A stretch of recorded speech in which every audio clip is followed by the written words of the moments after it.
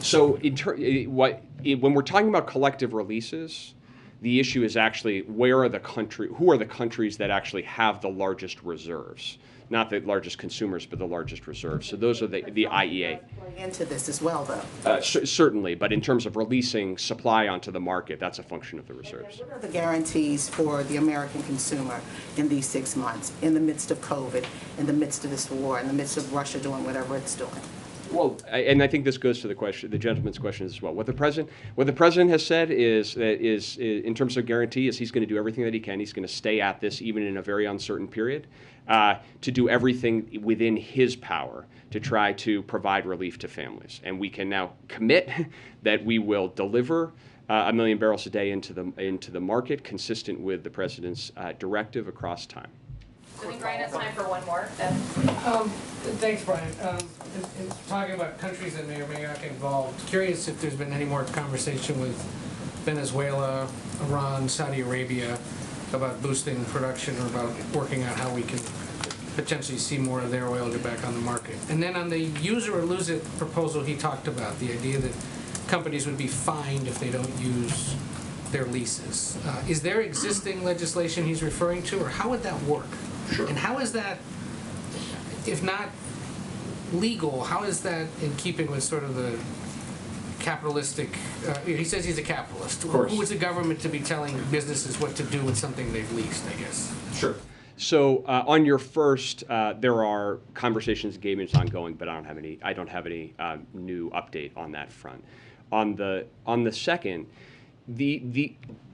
we start from the premise that all of these are leases on public land. So it's federal land, and so it's your assets as citizens and as taxpayers. And so the way the process works is that companies lease tracts of land. They then, in areas where they are more interested in potentially discovering, they then seek a permit within their leased areas. And so the way that this policy would operate would be to say, going forward, in those areas where you are holding leased land, but you are not exploring, then you would pay incrementally on that.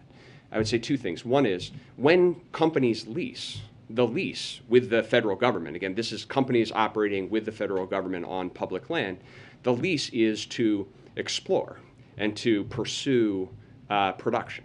Those are the stated lease terms. So it's appropriate for the federal government. And number two, companies can always rescind their leases or transfer their leases as well. So they can provide their leases back to the federal government if they no longer have any use for them, or they could transfer them as well. So this is really about a very practical issue, which is everybody, Republicans, Democrats, everyone is saying we need to figure out how to increase more supply.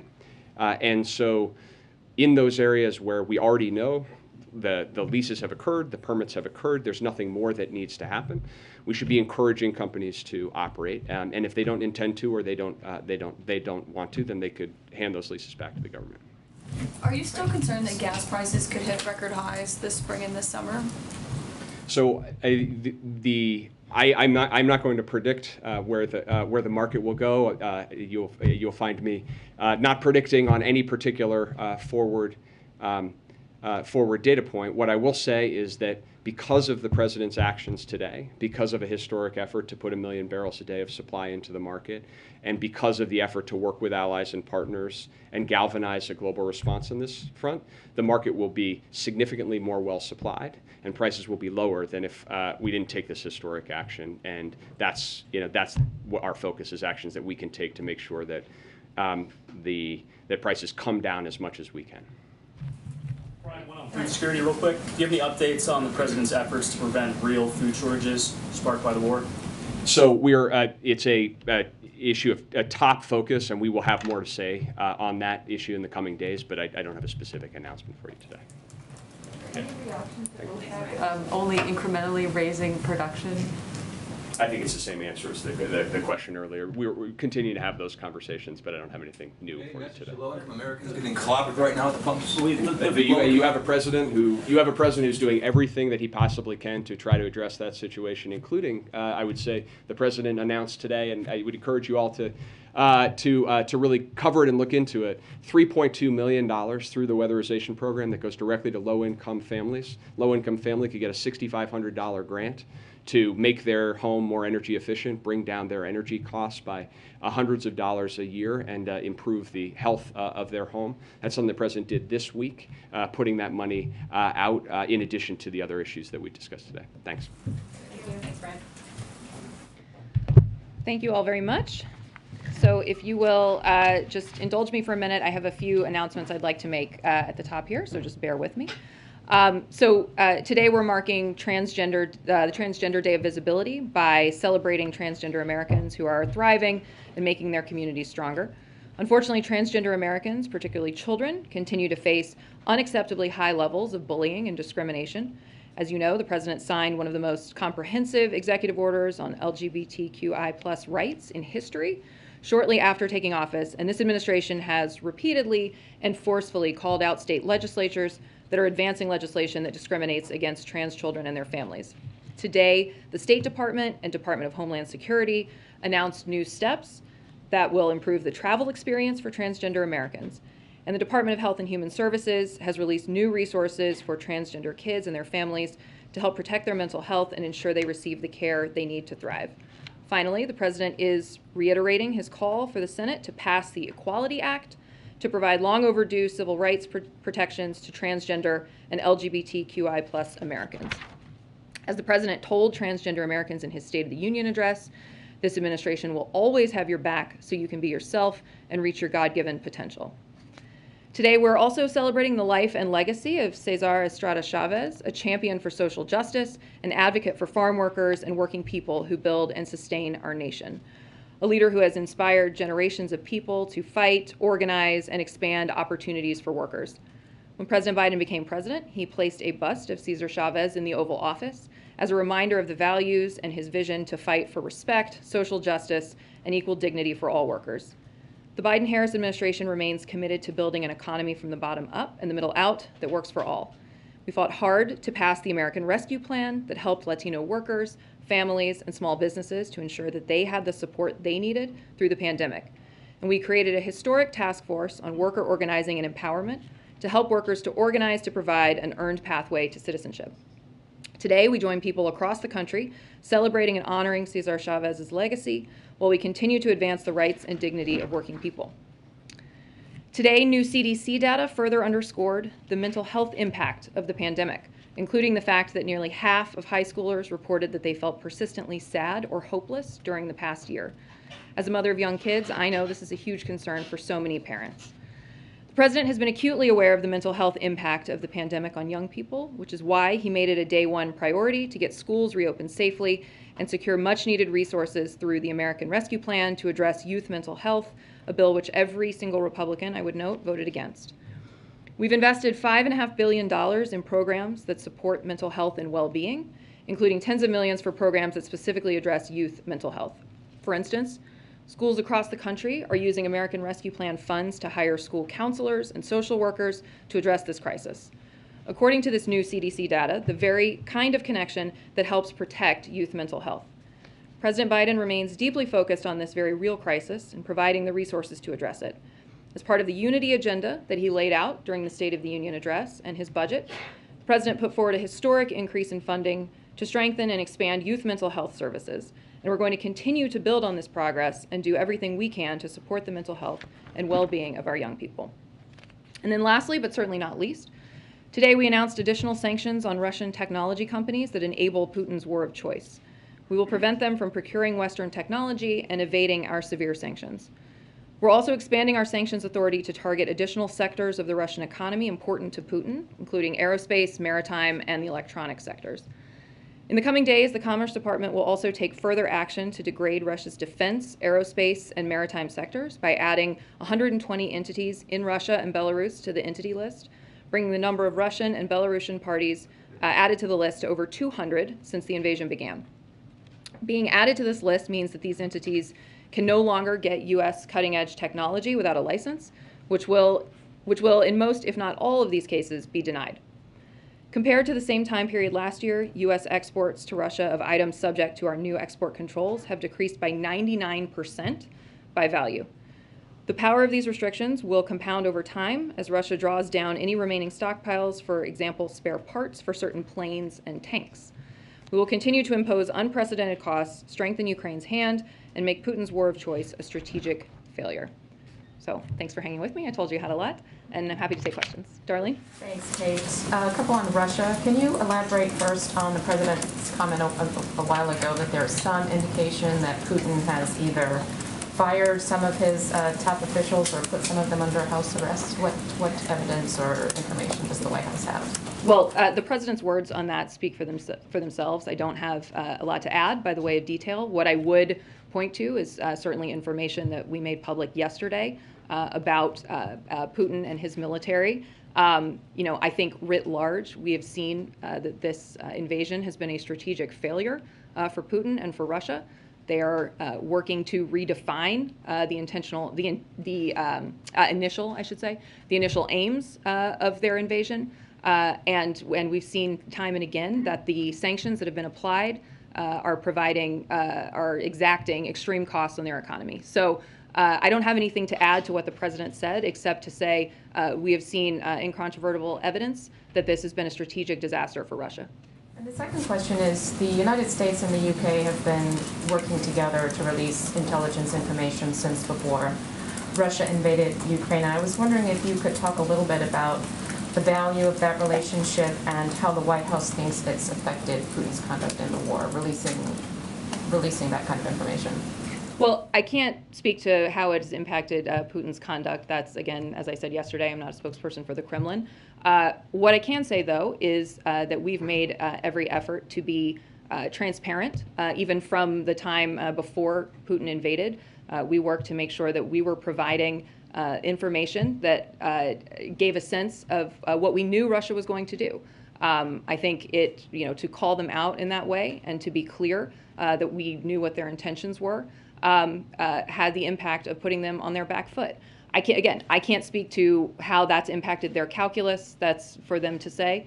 But I think we've seen writ large that the invasion has been a strategic error, is leaving Russia weaker. Putin himself has said that the sanctions have imposed unprecedented costs on the Russian economy, and our role in this, is to continue to strengthen Ukraine on the battlefield, as we've been doing with an unprecedented amount of security assistance, and to continue to strengthen their hand at the negotiating table. And just one more quickly, that going back to the information that you mentioned you all released yesterday, is that some sort of an attempt to sow division among the Russian leadership? And if so, does the White House think that is working? It is simply an effort to continue to paint the picture of what a strategic blunder this decision has been for Vladimir Putin. Mary? On that, it seems you're releasing even more information today. A U.S. official says you have information that indicates that some Russian government senior officials likely disagreed with Putin's decision to invade Ukraine, that their disillusionment is probably amplified by Russia's military underperformance. Is it your understanding that Putin is losing the support of some of his top officials? And why release this as well? Well, again, I don't have anything further to add to the specifics there. I can only speak to what this underscores, which is the larger sense that this has been a failure for Russia. I think we've seen reporting that morale amongst the Russian military is low, and I think that would not come as a surprise to anyone who's seen what the Russian military is enduring here. You have conscripts, you have people who've been brought in to fight this incredibly grueling battle. So I don't think it's a surprise to anybody that morale is low. But beyond that, I don't have anything specific that I can add.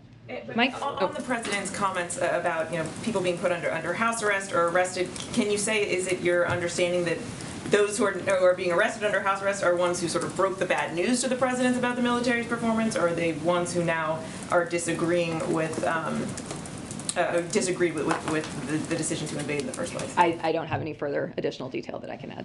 Mike? You keep saying though that this is to try and paint a picture of Putin's strategic blunder or strategic error, but it certainly seems like you're needling and trolling Vladimir Putin here. Those are your words, not ours. We have been very clear that we are, everything that we are doing here is designed to advance our ultimate strategic aim, which is strengthening, as I say, strengthening Ukraine on the battlefield, strengthening their hand at the negotiating table, giving them what they need to push back on Russian aggression. And I think it is self-evident based on what we've seen since Putin invaded on February 24th, as we've seen their economy collapse, we've seen the ruble collapse. The impact of his choice has been significant, and we're going to continue to advance our strategy of doing everything we can to ensure that Ukraine has what they need to continue to push back on Russian aggression. Mike? So this may be a little late breaking, I don't know, but there have been reports in the last hour or so about concerns at Chernobyl with Russians leaving the nuclear plant because of some kind of exposure. Do you have any? Does the U.S. government have any information about what might be going on there and whether? Sort of how broad the danger is there? I have not seen that since we came into this room, but I'm happy to go look into it and we can come back to you with answers. Yeah. Please. Hey, on COVID, I wonder if you can comment on reports that there's an agreement in principle for $10 billion in additional COVID aid. I think Senator Romney talked about it earlier today. So as we talked about yesterday, we are obviously very hopeful that Congress is making progress as we need to get this urgent funding that we need to fight COVID-19. The president has been very clear. There is a strong sense of urgency here. You heard him say yesterday that Congress's failure to act is already having severe consequences, including on our supply of monoclonal antibodies and treatments for the immunocompromised. So these are, as you note, ongoing active negotiations on this, and so we're certainly not going to negotiate from the podium, but I will say that the president has been very clear that there's an urgent need for this funding, and we're very hopeful that Congress is going to come to a solution on this. One follow on that. Sure. I think the plan calls for slashing some of the foreign aid. Biden has said repeatedly that we can't just, take care of ourselves, that we have to, that the pandemic isn't going to stop. There's no wall we can build. Would he sign a bill or would he veto a bill that doesn't include significant foreign aid? Well, what I would say to this is we have been very clear, and the president has been very clear, both publicly and in private, about the acute need for funding of our global response for weeks, if not months. And in the past day, our position has been very clear about the importance here. Right now, countries, in fact, are declining our doses because they don't have the infrastructure in place to take our life-saving vaccines. Funding will obviously help solve this issue. And I actually want to read to you a letter to the president signed by 14 U.S. senators, half of whom are Republicans. Quote, "We urge you in the strongest possible terms to do more to lead global efforts to end this pandemic and increase global vaccine access." So we hope that these senators will follow their own advice and provide resources for the global response, because now is the time to act. And we're not going to be able to put this pandemic behind us until we stop the spread and proliferation of new variants globally. So the president has been very clear. He believes this funding is important. But again, we're going to let Congress work through, and we're very hopeful that they are going to come to a solution. Okay, thanks, Kate. I want to ask you again about the president's comments today when he was asked about the information that Putin is being left in the dark by his advisors. He seemed much less confident in the intelligence than you were from the podium and other top officials here. When he was asked about it today, he said it's an open question. There's a lot of speculation. He seems to be self-isolating. He said, but we don't have hard evidence. You said from the podium, we have information that Putin felt misled by the Russian military. Why the disconnect? I don't see a disconnect there. We were clear yesterday that we shared a piece of information that helps paint a picture about how this has been a strategic failure for Russia. The president said there's a lot of speculation. He didn't say we have hard evidence, we're confident. And there is plenty of discussion, and that's part of what we did yesterday, was put additional information into the public sphere, into the conversation. I don't think there's a disconnect between those two things. The president was making statement about where things currently stand, where he understands things to currently stand. I don't think that's in any way at odds with what we said yesterday. So is the administration confident that Putin is being left in the dark by his top advisors? You stand by everything you said from the podium yesterday. We put forward information yesterday, and I think you can draw the appropriate conclusion from that. We would not put it forward if we didn't have confidence in it. One more on Hunter Biden, who has been in the headlines again recently. During the last presidential debate, then Vice President Biden was asked if there was anything inappropriate or unethical about his son's relationships, business dealings in China and or Ukraine. The president said nothing was unethical. He went on to say, my son has not made money in terms of this thing about what you're talking about China. Does the White House stand by that comment that the then Vice President made? We absolutely stand by the president's comment, and I would point you to the reporting on this, which referenced statements that we made at the time that we gave to the Washington Post, who worked on this story. But as you know, I don't speak for Hunter Biden, so there's not more I can say on that. Jack. Thank you, Kate. On releasing barrels from the strategic reserve, this move does not resolve the structural deficit that we have. In the last 2 times the administration released barrels of oil, it didn't have a measurable impact on gas prices. So what makes this administration believe that this move is going to have an impact this time?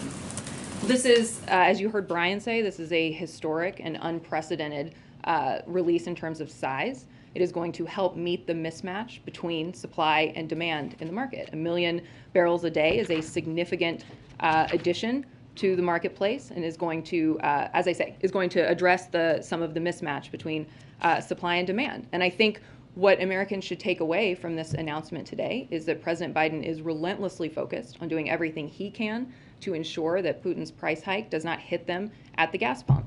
So what they've seen from him, I think, since the day he took office is a focus on doing what he can to address kitchen table issues, to address the things that people across the country are worried about, including gas prices. And so today, you know, not only is it historic in scope, but it, as you heard Brian talk about, this has also been, the president has led a global effort to galvanize a response to this because he knows that rising prices at the pump hurt families, and he's doing everything in his power to bring those prices down. This is going to bring up the supply in the short term, but it's not, you know, a long-term solution. And, you know, one analyst has said that if the market maintains a structural deficit for a long period of time, releasing reserves might actually keep prices higher. So if this does not work in the way that you think it's going to work, will the administration stop releasing 1 million barrels a day? We will well, I won't speak to what we might do in the hypothetical depending on where the market goes. What I will say broadly is, of course, we would always adjust our strategy to do what is most effective to bring prices down. What I would say about the long term, to your question about the long term, is, you know, and I think you heard Brian articulate this really well, and of course the president spoke to it very powerfully today too, which is this ultimately shows that dependence on fossil fuels, dependence on foreign oil is not in the sustainable long-term best interest of the United States, and that's why the president has put forward a really aggressive plan to move us to clean energy sources of energy that we can make here in the United States. That's part of, as you heard Brian talk about, the Defense Production Act announcement that he made today to help us make electric vehicle batteries in the United States. You know, the president feels very strongly that we need to make significant strides toward a clean energy economy. It's something he's been very focused on. You'll remember, for those of you who covered the campaign, it's something he ran on. And so he's very focused on ensuring that we're taking those strides, because that is actually the long-term solution here. On sanctions, the Russian ruble has almost returned to its pre-war levels. So does the administration believe that the sanctions are still working? Absolutely, yes. And what I would say about the ruble is, what we're seeing here is an artificial propping up of the ruble by the Russian central bank and by the Russian government. There are avenues are closed off to allow the sale of rubles. They are basically taking artificial measures to keep the ruble propped up. I would also say that in the first, in the first few days after the conflict began, the ruble was a reliable measure of where the Russian economy is.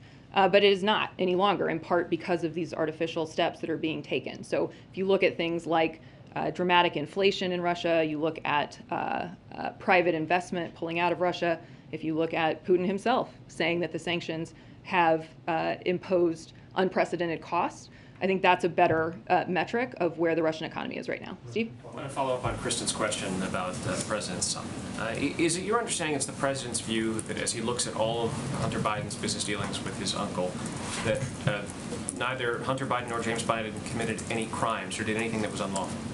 So I don't have anything further to add from this podium. We addressed this with the Washington Post. We pointed to statements that were made in the fall of 2020 when we addressed these questions, and I don't have anything additional to add from this podium. Can I ask you if there have been, if you're aware, if there have been any discussions here inside this White House about whether the president might use his pardon or commutation power with respect to either his son or his brother? That's not a hypothetical I'm going to entertain. I don't have anything to add from this podium. Justin? Thanks, Kate. The president met with progressive lawmakers last night here at the White House, and afterwards they said that they pressed him on sort of a laundry list of executive orders and actions that they'd like him to take: canceling student debt, raising the overtime threshold, prescription drug costs. Are any of those sort of live here in the White House right now? Are they under consideration, especially, I think, relative to this negotiation that's going on about elements of Build Back Better and whether, you know, the push and pull of those executive actions might help or hurt that effort? Well, I don't have any specific announcements on any of those specific pieces. What I would say more broadly is that from day one, the president has used the full array of tools at his disposal to achieve his objectives, and that's included legislative action, regulatory action, and executive orders, and he will certainly continue to do so. But I don't have any specific coming actions to preview for you right now. Sorry, real quick. Jordan asked you yesterday about the meeting in India with senior administration officials. Mm-hmm. Wondering, now that those have wrapped up, do you have any newfound confidence that India will decide against maintaining oil trade with Russia, or sense of, you know, what came out of the So I don't have any specific. I knew you were going to ask this, and I need to follow up with specifics because I don't have any additional specifics to read out beyond the fact that they were productive conversations. Deep Singh, the Deputy National Security Advisor for International Economics, had really good discussions with his counterparts. And I know that the conversation was productive. I don't have additional specifics to read out, but I will. And by the way, I should be clear, I meant generically. I know you will ask, not you specifically. Great. Thanks, Kate.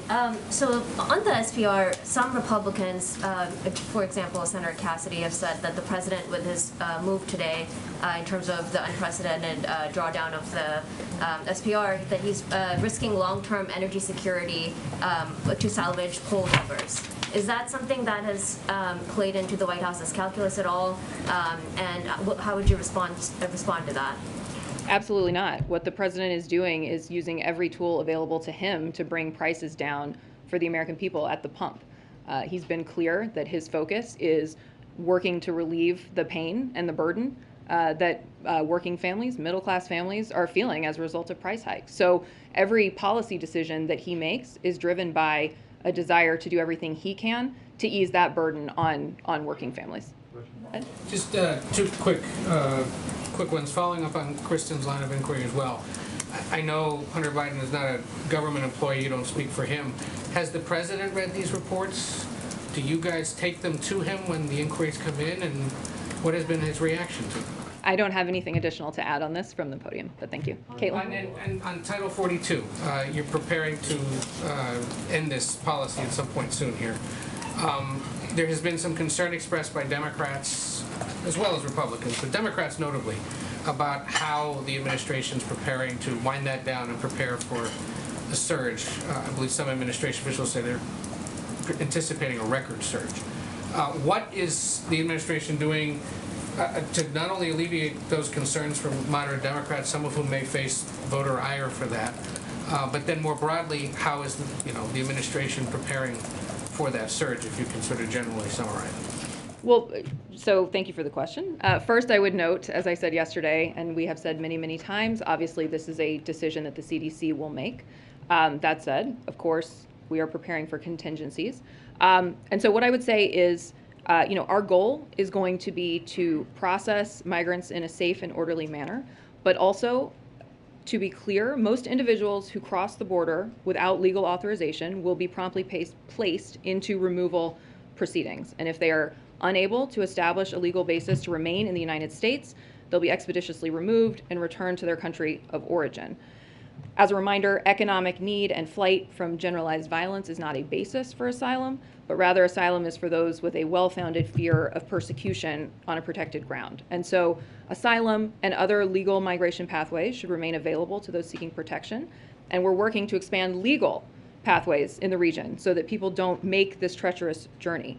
Obviously, trying to enter the United States illegally carries consequences, and no one should try to make this dangerous journey or try to unlawfully enter the United States. The Department of Homeland Security, as I noted yesterday, put together a preparedness plan to address the number of people coming to our border and work with our partners in the region to provide safe options for people outside the United States. We are obviously working to deliver a more efficient and fair processing system through, for example, a dedicated docket to conduct speedier and fair immigration proceedings for families who arrive between ports of entry. So there is a significant amount of work. We obviously inherited, when we came into this administration, we inherited an immigration system that had been systematically dismantled by the previous administration. There's been a tremendous amount of work from day one to rebuild that, and we are certainly focused on continuing to assert order at the border.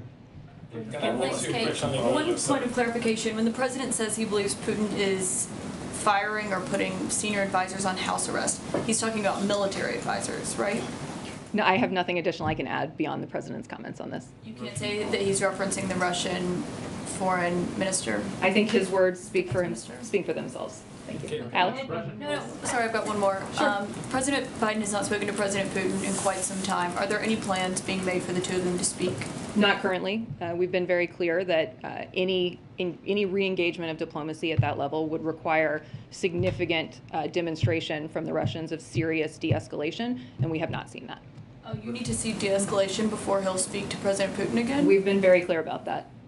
Do you take any responsibility the White House has previously considered a gas tax holiday, but basically kind of ruled against it. I'm curious if this is still off the table, and what does the White House think about individual states that are considering or have already enacted their own gas tax holidays? So it is not off the table. In fact, the president is looking at every option to provide relief to consumers around gas prices. Obviously, a lot of these conversations are happening in Congress, but again, the president is not taking anything off the table at this stage. So. Alex? Countries have rejected Putin's demand to pay for gas in rubles. Does the U.S. stand with them in rejecting that as well? We do, and the German chancellor, I think, has been very clear that that the contracts exist as they exist, and there's going to be no change there. My question and a question of a colleague who cannot be here. My question is, again, on allies and partners in the oil reserves. The president referred to 30 to 50 million barrels. Brian didn't want to name any countries, but where did he get this number? And Canada being the main exporter of oil to the U.S., has the country been solicited? Well, I can't speak to specific bilateral engagements, but I would note that obviously the president discussed this, the G7, when he was in Europe last week. This is a continuing, ongoing conversation with our allies and partners. It is a key priority, maintaining stability in our energy markets. So, those conversations are ongoing, and we obviously consult very closely with our allies and partners. From the colleague who cannot be here. It's about the Prime Minister of Pakistan accused the U.S. of working with the opposition to remove him from power. You just said that today. What's the White House reaction to this? There is absolutely no truth to that allegation. Thanks, Kate. To go back to the COVID deal, I know you say you're not going to negotiate from the podium, and the president has obviously warned about the severe consequences if there is no funding. But if there is a $10 billion deal, which some of the top negotiators say they're getting close to, what would the administration then be able to cover? That long list the president went through yesterday of everything that stops over the coming months, what is saved over the coming months, and what is still then at risk? Well, obviously the specifics of this deal are continuing to be worked out, so I don't have a breakdown for you of exactly where that funding would go. This is a live negotiation. And again, obviously, we're not going to negotiate from here, except to say broadly that this is an incredibly urgent need.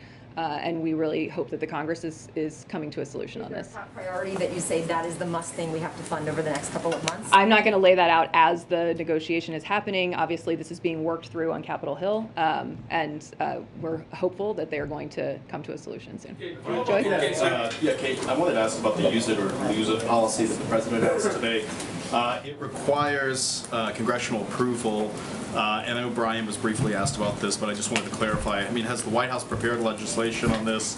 Does it have support lined up in Congress? And what is the timeline you're hoping to pass this measure? And is it really even realistic in an evenly divided Senate right now with midterms coming up in the fall? Well, the proposal would actually build on the version that's in the House bill. So there's a version of this that is already, there's a version of this that's already been put forward. Obviously, the president looks forward to working with Congress on it. He believes it's a critically important piece of helping to move our energy dependence from overseas back home and to move us toward a clean energy economy. So we intend to work very closely with Congress. This will be a priority for the president. But in terms of a specific timeline, I don't have anything further on that. With that House bill, or you say you're building on that? What does that look like? That will be an ongoing negotiation. We will continue to build on it. That's a discussion that we'll have with Congress. Obviously, this announcement just came today, so that work will be ongoing. Thank you all very much. Appreciate it. Okay, do you take any responsibility if the president by the approval numbers?